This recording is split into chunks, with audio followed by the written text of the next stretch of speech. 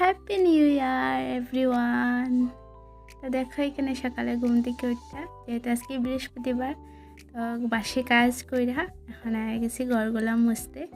আর একটা কথা কি জানো, ঘরের বউগুলার কোনো 1 জানুয়ারি বা লাস্ট ডিসেম্বর বললে কিছু হয় না। আমগর রেগুলার রুটিন এটা করতেই লাগবো। তো দেখো সকালে ঘুম থেকে উঠে আমিও আমার বাসি কাজগুলা কইরা লইছি। এখন মুখ ধুয়ে আইছি, চা রুটি খাইতেছি। মা চা রুটি করে দিছে, যেহেতু আজকে বৃহস্পতিবার, পূজা দিয়ে ঘরে আইতে একটু লেট হইব, তার লাগে প্রথমেই চা রুটি খাইয়া নিতেছি, তারপর যাই স্নান করুম। তো ফাইনালি আমার স্নান করা হয়ে গেছে।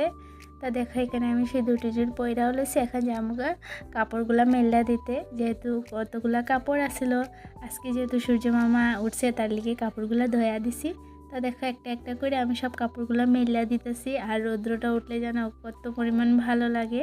আজকে প্রায় 1 সপ্তাহ পরে দেখো রৌদ্রটা উঠাইছে, তো কত পরিমাণ ভালো লাগতেছে রৌদ্রটা উঠানির লেগে।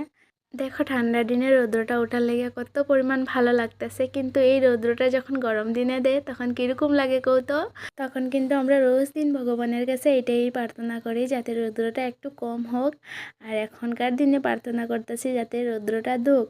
তো ভগবান কোন দিকে যাইব কৌতো। তা দেখা এদিকে তুমগলেও কথা কইতে কইতে আমি এদিকে আমার ঠাকুরের বাসনগুলো মাইজা লইছি। এখন আয়া গেছে পূজাটা দেওয়ার লেগে। আর জানো তো ঠান্ডা দিনে না পূজা দেওয়ার লেগে ফুল এত কম পাওয়া যায়, কিন্তু কিছু করার নাই, পূজা তো দিতে লাগবেই। তারপর দেখো এখানে পূজা টুজা দিয়ে এখন রান্নাঘরে গেলাম গা।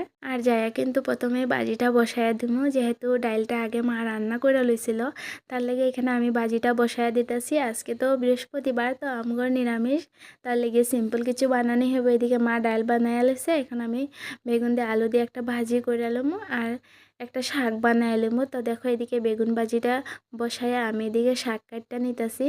আর আজকে নিউ ইয়ারে তোমরা কে কই কই গেলা অবশ্যই একটা কমেন্ট করে জানাইও। আর জানো তো আমি কিন্তু আজকে সারাদিন ঘরেই আছিলাম। হয়তো আমার ভাগ্যে আজকে কোন দিকে যাওয়া লেখা ছিল না, তার লেগে আমি আজকে কোনো দিকেই যাই নাই, ঘরেই আছিলাম।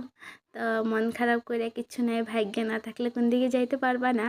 তারপর ঘরের সব কাজ কইরা সবাই ভাতটা দিয়া নিজেও খাইলাম। খাওয়ার পরে একটু টাইম রেস্ট করলাম, রেস্ট করে উঠে দেখি এখানে সন্ধ্যাবাতি দেওয়ার টাইম হয়ে গেছে।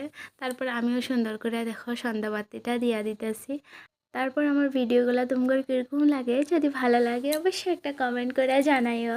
তো আজকের লেগে ভিডিওটা এতটুকুই, দেখাইবো নেক্সট ভিডিওতে। Tata bye bye, love you.